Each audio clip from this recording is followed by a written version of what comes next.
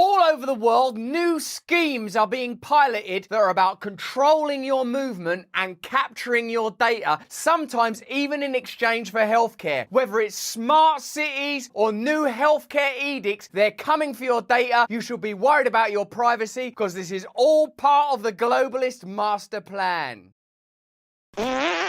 Hello there, you 6 million awakening wonders. Thanks for joining me on this voyage towards truth and freedom that we can undertake together, respecting individual freedom, collective freedom, decentralized new economies, the ability to run their own communities and allow other people to live differently, free from ideological judgment. That's the dream, and it ain't going to become real without new alliances being formed right now. Because let me tell you, they're moving against us in a very powerful way. Today's story brings together many important themes. Klaus Schwab's acknowledgement that the race towards technological mastery will determine the world's future. Justin Trudeau's willingness to pilot both smart cities and new healthcare packages that will mean you'll have to hand over a lot of private data in order to gain access to services. And of course, in the UK, smart cities are being trialled in Wolverhampton and Oxford. Who benefits is a question we can legitimately ask, because when people say these are measures that are necessary to prevent ecological disaster, what do we see happen when there is an ecological disaster? The Ohio chemical train wreck and chemical spill has led to what? Ordinary people suffering, the environment being damaged, water being polluted, corporations being let off the hook. Is it me, or do they only look for climate change measures and ecological solutions that punish ordinary people rather than high-level business interests? All of this we'll be discussing in today's video. To get us started, the world's biggest expert in basically everything, along with Bill Gates, of course, is Klaus Schwab. I don't mean to pry, but I will. There are some people who claim we are now in a deglobalizing world, but actually, I would say we have to reglobalize this world. Yeah, you would say that because you're the head of the WEF, which is about making globalism seem appealing, concealing that the agenda of powerful elite institutions has always been about dominion and profit, and making it look like it's about being nice to people, regardless of what colour they are or what their identity choices are, and making it seem like we care about the climate while still being able to pursue profit in exactly the same way. The WEF only suggests solutions that are not meaningfully impactful to the intentions of the powerful. What you'll see happening around the world are measures enacted that mess up the lives of ordinary people. We saw it during the pandemic, 5 trillion wealth transfer, ordinary small businesses closing down, and we'll see it, I predict, with these climate change measures. If you really care about climate, it's going to cost money, and it's going to mean that the most powerful interests in the world are going to be impeded. We have to make sure that we strengthen cooperation. Oh yeah, no, we've got to cooperate. We've got to cooperate globally. Where we have to make sure that the rule of law is not trampled with the feet, but where we maintain the necessary framework. You know, the trampling of feet? That's us trying to escape Klaus Schwab's hell. I'm afraid you're only allowed within this 15-minute radius. Artificial intelligence, but not only artificial intelligence, the metaverse, new space technologies, synthetic biology. Our life in 10 years from now will be completely different. Your life is going to be very different in 10 years' time, and it isn't going to be you who decides in which ways it's different. Even the image of Klaus Schwab and that gentleman sat on that expansive, apparently neutral stage should strike terror into your heart, because there are new proposals to restrict movements and capture data being piloted across the world that are the activation of the ideas that come from top-down organisations like the World Government Summit that I didn't even know existed till about 20 minutes ago. And who masters those technologies in some way will be the master of the world. So ideally what's required is the ability to oppose this globalist agenda, to capture your data and use it to manipulate you. That may come when there's a revolution. For now, we can thank today's sponsor, Incogni. Wherever you seem to turn at the moment, like today's story about Canada capturing data and the instantiation of smart cities,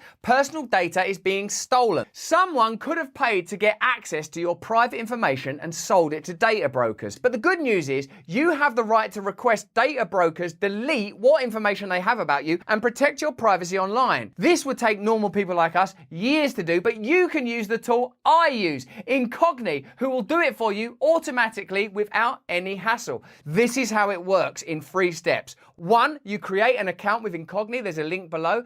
2, you grant them the right to work on your behalf to remove your data from the broker's databases. And then 3, just enjoy the results for yourself. You'll get notifications from the brokers and email lists that you've been removed from. So you'll actually see what Incogni have done for you. It's that easy. Here's some more good news. The first 100 people that click my link, incogni.com/brand, will receive 20% off with Incogni. Protect your privacy and protect your freedom in the one small way that you can, because globally it's going to get harder and harder. So how will these technologies be implemented and used to gain control? And who do you think will benefit from the technologies being proposed by Justin Trudeau and his Liberal government and being assessed in pilot schemes for smart cities around the world? Is it going to benefit you? Is it for the benefit of the planet? Or are there other interests that are going to benefit? Let's have a look. Some of the many technologies the WEF have advocated for include technology that fuses physical, digital, and biological identity, digital identity or digital ID systems that determine access to services, microchips for children, and automated artificial intelligence systems that censor hate speech and misinformation. How do these ideas that are discussed by the WEF or the WHO or the World Government Summit, all these unelected, undemocratic organisations, end up being implemented in your country? Justin Trudeau, he could be relied on. This, as Justin Trudeau announced that the Canadian federal government is prepared to spend $196.1 billion over the next 10 years to cover healthcare. Well, thank you, Justin. I'm sure there's no strings attached, are there? Justin. However, in order to access any benefits of the system, Canadians will have to give up more of their private medical data. Oh, interesting. A 2-hour meeting for the Prime Minister to spell out a 10-year plan. There are billions of dollars that we're putting forward in new money for the provinces. We're just looking forward to working with them and delivering it. Arguing healthcare needs reform as much as cash. We need better outcomes. We need better support for our frontline workers. When you watch this, like there's nurses nodding in the background. Them nurses, if they don't do exactly what Justin Trudeau demands, there won't be nurses half hour after it. What we are framing, as usual, is a piece of information that's going to be hugely beneficial to regulatory bodies, proposed as beneficial to ordinary people. We need to control you, we need to regulate you, we need your data. Now look, I am not a conspiracy theorist. I recognise that in a perfect or even democratic system, access to data could be used to create more efficient systems. That's obviously true. The more data you have, the more you can amend your systems. What I'm saying, though, is that ultimately these organisations, these government organisations, end up partnering with corporations that have profit motives that determine every action they will take. We need better infrastructure. We need better data. All you have to do is tell us everything about yourself, and then, well, that's actually it. And on that point, at least some premiers agree. We need innovations. We need to change how we deliver healthcare. It shouldn't be just about money. It needs to be about modernization of a healthcare system that is really stuck in the 1960s. So all these euphemistic terms, modernisation, improvement, not worrying about expenditure, are, in my view, the advancement of a centralising agenda where more data will be captured and grant more authority to a government that hasn't behaved that well with authority recently. The proposal also includes plans to increase funding to the CHT, Canada Health Transfer, starting with a 5% annual increase over the next 5 years. However, before accessing the increased CHT fund, provinces have to commit to improving how health data is collected, shared, used and reported to Canadians to promote greater transparency on results and to help manage public health emergencies, the government said in documents provided to the press. Transparency for them, not for you, and manage health emergencies. That means they're going to want to tell you what to do, and if you don't don't do it, control you. Now, even if you're still at the point where you think that this apparently liberal government in that country and elsewhere, I would include my country in this and the United States, even if you view those governments favourably, and I'm astonished if you do, but even if you do, if there is a transition in government, they're going to have access to all of that. This is beyond party politics. This is beyond left and right. My argument, in fact, is left and right doesn't exist in the same way anymore because both parties are accepting suggestions and decrees from on high, from these unelected, privately funded or publicly funded to a degree, in the case of like the WHO. They're now operating as de facto world advisory councils, but in my view, kind of governments. The WHO, for example, has the ability to pass laws. That's what that pandemic treaty is all about. You want to be careful what you yield in situations like this. It argued that the data is required to monitor healthcare outcomes and performance. Canadians should be able to access their own health information and benefit from it being shared between health workers across health settings and across jurisdictions, the government said. Okay, so you can see how that could easily become mobilised, how that could easily be misused. We're talking about a very valuable biometric data that corporations who will be partnering, I suspect, in these healthcare endeavours will want to access, will want to package up, and will want to use. In our country, the UK, where we still have a publicly funded health service, there was a proposal to start transferring and using our private data. It was stopped by a petition that we promoted somewhat on this channel. But you know that it'll come back again. You know they'll keep trying because ultimately it's just too profitable not to. These kind of things have to be opposed from the get-go because we've told you about what Canada are doing about healthcare. Now look at what's happening with the piloting of smart cities across the world. About 200 cities and towns have joined the Canadian government's pro-climate change and pro-social justice smart city scheme, which was first announced in 2018. They're calling it pro-climate change and they're calling it pro-social justice because they know those are appealing terms, because the environment is important, because social justice is important. What I'm proposing is that these smart cities will penalise ordinary people and won't magically benefit anyone. I'll ask you this. If you care about the environment, why are you not talking to Shell, ExxonMobil, companies that have had record-breaking profit years? Why are you not dealing with the Ohio train wreck in a more efficient manner? Why are you siding with corporations against the public? It's easy to use rhetoric that makes it seem like you care about the environment and social justice issues, then get on with the ordinary business of making money while introducing legal measures that persecute ordinary working people. This is the problem. This is what these schemes lead to, in my view. Cities and towns that join the scheme can qualify for millions of dollars in awards from Infrastructure Canada for implementing digital smart cities. Infrastructure Canada claims the Smart Cities Challenge empowers communities to adopt a smart cities approach to improve the lives of their residents through innovation data and connected technology. But my concern is this grants more power to centralised authority and gives more ability to data companies to capture your information, which will ultimately be used in conjunction with the government to control your movement. You have to anticipate that problem. Again, even if you agree with the current regime, and they are a regime, what happens if the other team wins next time? Then they've got your data. Then they've got this power. Edging closer towards a social credit style system, the UK is using the city of Wolverhampton to pilot a new app that will offer rewards to people who exercise and eat healthy. Participants of the pilot will be given a wrist device and an app that will provide personalised health recommendations like eating vegetables and walking more.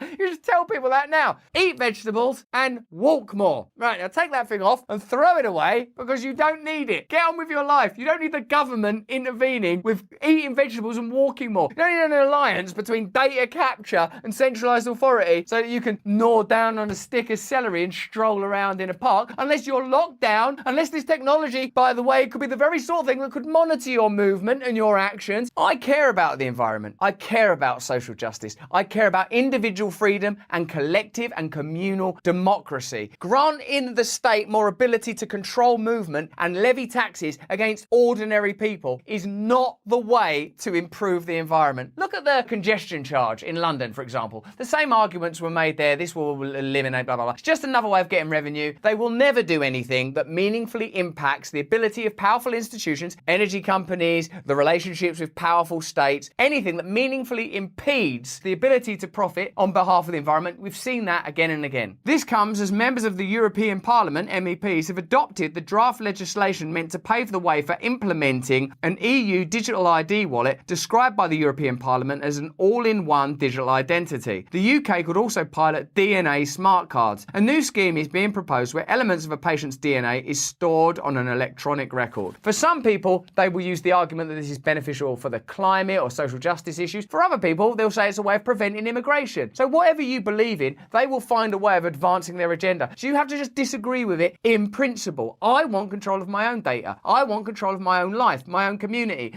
Don't leverage social justice issues or hot button topics in order to get me to comply with yet more centralized authority and ability for huge corporations to profit. During the pandemic era, the arguments that have been continually leveraged is these decisions are being made for your health, for your benefit, because of the sanctity of human life. Well, we now know that's not how it panned out at all. What's definitely true is that there was a $5 trillion wealth transfer in the direction of big tech, big pharma, big corporations. Meanwhile, small businesses, communities were obliterated. Ordinary people's lives deteriorated. Mental health issues increased. Addiction issues were exacerbated. General health conditions outside of the epidemic were made much worse. So as a generalization, you could say ordinary people suffered while elite establishments and regulatory authorities benefited. In the pandemic's bewildering early days, millions worldwide believed government officials who said they needed confidential data for new tech tools that could help stop coronavirus's spread. In return, governments got a fire hose of individuals' private health details, photographs that captured their facial measurements and their home addresses. Now, from Beijing to Jerusalem to Hyderabad, India and Perth, Australia, the Associated Press has found that authorities used these technologies and data to halt travel for activists and ordinary people, harass marginalized communities, and link people's health information to other surveillance and law enforcement tools. In some cases, data was shared with spy agencies. So there we are. We already have what would legally be known as a precedent. They've already said, this is to help you. We just need your data to help you. Of course we won't share it with spy agencies. Of course we won't harass minorities. Of course we won't prevent people traveling. They did in every single case. They can't help it. That's what centralized authority does. It enforces and imposes its authority. That's what corporations do. They make profits. When you have the entrenched alliance of these two entities, to a degree, in fact, that they are one symbiotic creature at this point, you know what you're going to get. You've been informed, you've seen the template, don't go back to sleep. For more than a year, AP journalists interviewed sources and pored over thousands of documents to trace how technologies marketed to flatten the curve were put to other uses. Just as the balance between privacy and national security shifted after the September 11 terrorist attacks, COVID-19 has given officials justification to embed tracking tools in society that have lasted long after lockdown. So do you see the format? Terrible, terrible events of 9/11. Now we can invade your privacy. We can't have that happen again. Terrible, terrible pandemic. We're going to need your data. Can't have that happen again. Terrible, terrible environmental emergency. What, you mean that train wreck in Ohio? So you're going to persecute the corporation and ensure that the water don't get polluted? Oh, no. Give us your private details and let us lock you in your house, or at least heavily restrict your movements, monitor you and tax you. Come on. It's always the same. They always create regulation that benefits establishment interests because they're the ones that pay for the lobbying. They're the ones that fund the system. They're the ones that are still there as administrations come and go, not really meaningfully changing anything for ordinary people except the kind of rhetoric that your side enjoys or your side finds offensive. We have to transcend beyond that dynamic. It's a duty. Whatever you care about. If you, like me, care about the environment, individual freedom, people's rights to be who they are, people's rights to run their own community, the ability to oppose corrupt, centralized globalist authority, the ability to confront prejudice, bigotry, the ability to stop profiteering corporations making more money. We are all on the same side now. There is only one side. Yourself, the rest of us, versus centralized authority. And we're not doing enough about it because we're squabbling with one another about issues that are important, but about which we must come to a truce. So whether it's smart cities or the sharing of your private health information, what we are moving towards is a globalist state where your ability to control your own life will be diminished and their ability to regulate you and profit from you will be enhanced. But that's just what I think. Let me know what you think in the comments and chat below. I care about what you believe in. I want to learn from you.